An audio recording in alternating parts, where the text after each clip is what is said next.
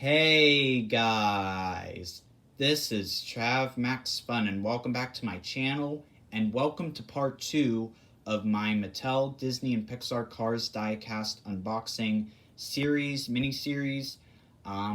This is part 2 of this unboxing series. Part 1 of this series is out on my channel, so you can go check out that video. And this is part 2. So these are the cars right here I'm going to be unboxing today. And so we have Liability, who is part of the Demo Derby diecast series. And it also comes with accessories. And there's also synthetic rubber tires on the diecast as well. Same goes for Airborne. Airborne is also part of the Demo Derby series, comes with an accessory, and also has synthetic rubber tires. So we have 2 from the Demo Derby series. Then we have Paunchy Wipeout, Bumper Save number 90. Then we have Russ D's Lightning McQueen. Then we have Terry Cargus, Triple Dent number 31, and of course Triple Dent Gum from Inside Out. And lastly, we have Race Tow Truck Tom from the Dynaco 400 diecast series.